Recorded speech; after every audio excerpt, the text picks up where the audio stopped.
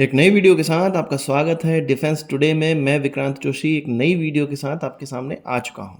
आज इस वीडियो में हम लोग डिस्कस करेंगे कि क्या आपको पता है कि जो भारत ने ऑपरेशन सिंदूर लॉन्च किया था, उसके रिटेलिएशन में जब पाकिस्तान ने ड्रोन लॉन्च किए और उसके बाद हमने उन पर कार्रवाई की, उसमें 2 टर्किश ड्रोन ऑपरेटर्स की भी मारे जाने की संभावना है। क्या आपको ये पता है कि भारत ने अमेरिका की जो ट्रेड वॉर है उसका जवाब उनके स्टील पर टैरिफ को बढ़ा कर दिया है? और क्या ये कॉन्स्पिरेसी थ्योरी जो भारत ने पाकिस्तान के न्यूक्लियर हथियारों पर अटैक किया है, क्या ये सही है? इन सभी चीज़ों पे इस वीडियो में हम लोग डिस्कशन करेंगे। अपनी शुरुआत करते हैं हम लोग कि पाकिस्तान जीता कि हारा। ये पहले भी मैंने इस वीडियो में बताया हुआ है, फिर से मैं आपको एक चीज़ सामने रखता हूँ आपके।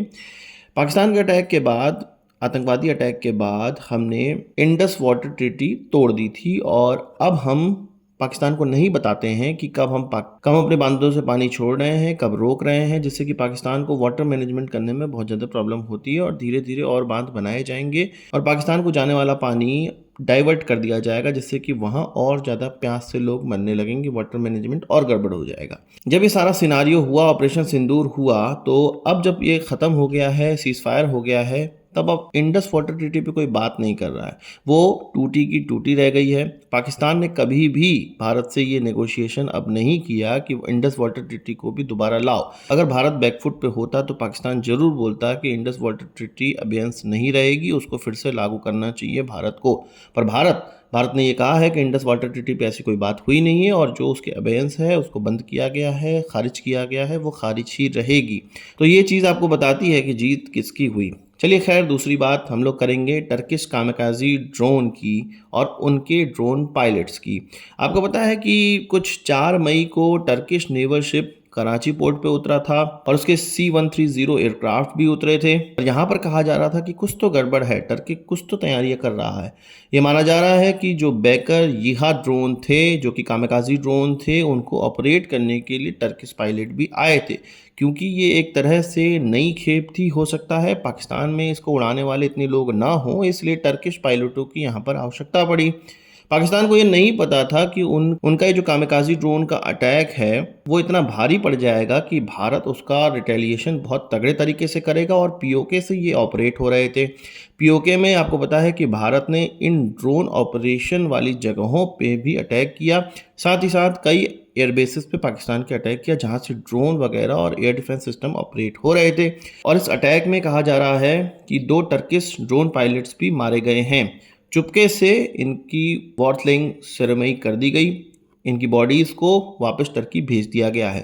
किसी ने कोई आवाज़ नहीं करी, सोशल मीडिया में आवाज़ गूंज रही है। इसके अलावा एक वीडियो भी निकल कर सामने आई है जिसमें कि पाकिस्तानी आर्मी हॉस्पिटल में लोगों का जमावड़ा लगा हुआ है। पाकिस्तानी जो जनरल हैं आसिफ मुनीर, वो उनसे मिलने गए हैं। ये क्लियर बताता है कि पाकिस्तानी आर्मी को किस प्रकार की कैजुअलिटी देखने को मिली है।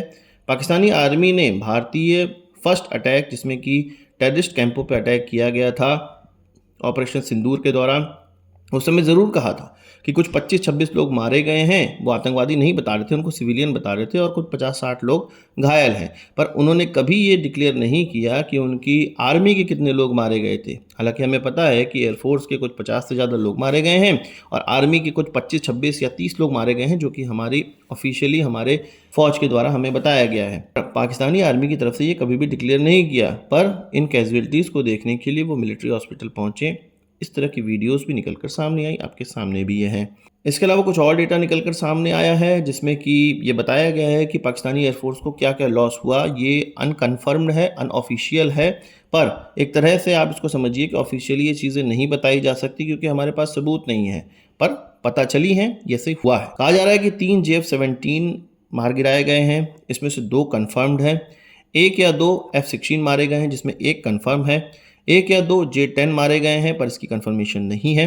सैप के अवाक्स मारे गए हैं। सैप के अवाक्स उस समय मारे गए हैं जब कहा जा रहा है कि बुलारी एयरफोर्स बेस में जब अटैक हुआ था, हैंगर पे अटैक किया गया था, जिसमें कि 52 से ज़्यादा एयरफोर्स के उनके लोग मारे गए थे। इसमें विंग कमांडर यूनुस भी थे। और 1 या 2 अवाक्स वहाँ पर खराब हुए हैं, मिटे हैं उनके, साथ ही साथ ड्रोन्स भी मारे गए वहाँ पर। इसके अलावा नूर खान बेस पे जब अटैक हुआ तो C-130 वहाँ पर पार्क रहते हैं, IL-78 पार्क रहते हैं।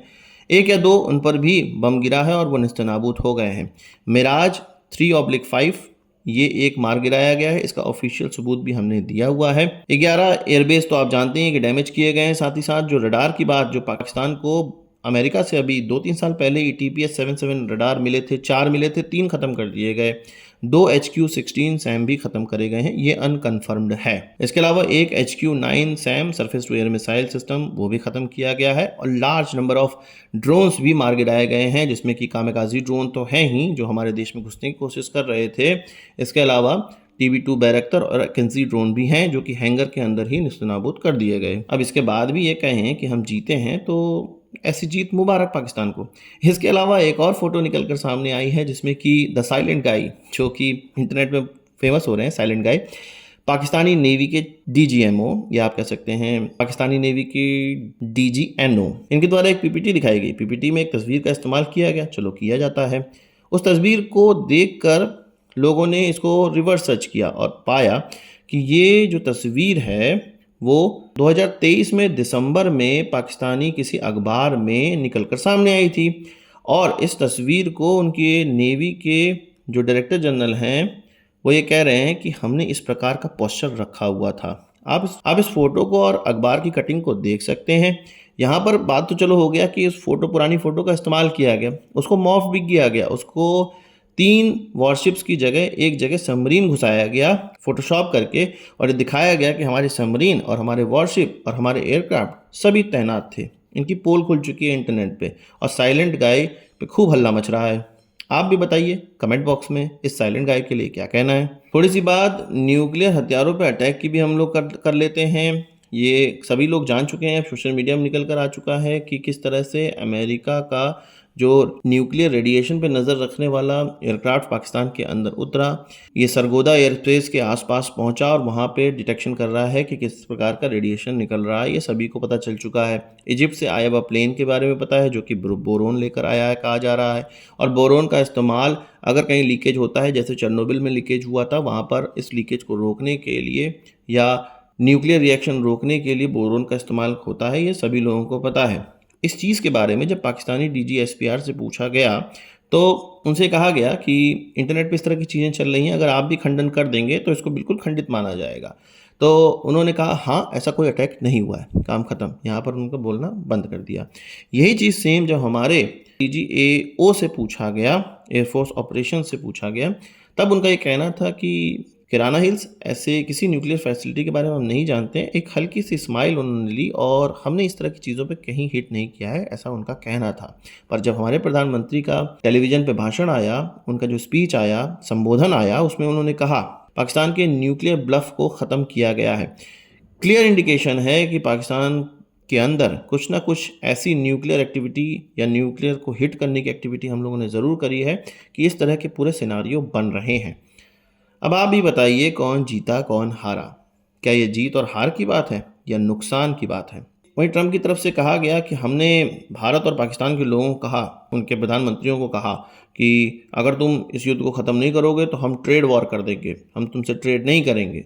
और दोनों ही देश घुटनों पे आ गए और आपस में बात कर ली। ऐसा कुछ भी नहीं हुआ है, ये भारत का भी कहना है और एक और कृत्य भारत की तरफ से कर दिया गया है जिससे कि इसकी पुष्टि हो जाती है। US स्टील पर हमने अपना टैरिफ बढ़ा दिया है, यानी कि US से जो आने वाला स्टील है लगभग $7.5 बिलियन का उनको कंसेशन दिया जाता था। US के स्टील पर हम कोई भी इंपोर्ट ड्यूटी या इस तरह का टैरिफ नहीं लगाते थे, अब वो उन पर लगाया जाएगा। हाँ, मैं ये कह रहा हूँ कि ये चीज़ पहले ही इनिशिएट कर दी गई थी, अप्रैल में ही इनिशिएट कर दी गई थी और ये चीज़ अमेरिका द्वारा हमारे कुछ ऐसे स्टील प्रोडक्ट्स पे टैरिफ लगाने की वजह से हम लोग उन पे प्रतिकार कर रहे हैं, उन पे वापस लगा रहे हैं। पर ये चीज़ हमें बताता है कि हम ट्रेड के चक्कर में US से नहीं फंसे हैं। US को इतना ज़्यादा इंपोर्ट भारत का होता है नहीं, US से बहुत सी चीज़ हम खरीदते हैं पर हमसे US बहुत ज़्यादा चीज़ें नहीं खरीदता है। तो अगर वो ट्रेड वॉर करने पे और टैरिफ वॉर करने पे आएगा तो भारत भी पीछे नहीं हटेगा। वैसे ही वो चीन के साथ वॉर लिए हुए हैं और अगर हमसे भी वॉर ले लेते हैं, हमारा बड़ा बाजार भी वो अगर छोड़ देते हैं तो ये नुकसानदेह उन्हीं के लिए होगा। धीरे धीरे जब हम अपने कदमों पर खड़े होते जाएंगे, डिफेंस के मामले में स्ट्रांग होते जाएंगे, डिपेंडेंसी कम होती जाएगी, तो आप देखेंगे इस तरह के कड़े कदम भारत के द्वारा उठाए जा रहे होंगे। आपको इस पर क्या कहना है कमेंट बॉक्स में ज़रूर बताइएगा। खैर, ये सब छोड़ के कुछ और नई चीज़ों पे बात कर लेते हैं। तो $3 बिलियन का स्पाइस सैटेलाइट का एक कॉन्स्टेलेशन जो कि 4 साल में तैयार होना था, उसको 1.5 से 2 साल में तैयार करने के लिए भारत ने कहा है। इसके लिए प्राइवेट कंपनियों को चुना गया है। उन प्राइवेट कंपनियों से कहा है कि बहुत तेज़ी से काम करें और फटाफट से इनको लॉन्च करें और इसको डिज़ाइन करके इसरो के द्वारा या स्पेस एक्स के द्वारा लॉन्च किया जाएगा। तो ये क्लियर इंडिकेशन है कि भारत तैयारी कर रहा है अगले वॉर की। हम देखेंगे कि अब हमारा जो इंडिजिनस प्रोडक्ट है वो बहुत ज़्यादा इंडक्ट किए जाएंगे। हमारा जो स्पाइस सैटेलाइट का कॉन्स्टलेशन है उसको टाइट किया जाएगा और हमारा नेविगेशन का जो कॉन्स्टलेशन है, नाविक का कॉन्स्टलेशन है सैटेलाइटों का, उसको भी ज़्यादा स्ट्रॉन्ग किया जाएगा। ये आने वाले दिनों में आपको खबरें मिलने लगेगी। आपको इस सुन के कैसा लगा कमेंट बॉक्स में ज़रूर बताइएगा। आज की इस वीडियो के लिए बस इतना ही। आशा करता हूँ कि वीडियो पसंद आया होगा। आपको एक बड़ा आंसर जरूर देंगे। इस वीडियो संबंधी सवाल सुझाव हो कमेंट बॉक्स में जरूर लाइएगा और यदि आपने हमारा चैनल सब्सक्राइब नहीं किया उसे भी कर लीजिए, क्योंकि हम इस प्रकार की वीडियो लाते रहते हैं। नमस्कार, थैंक यू, जय हिंद।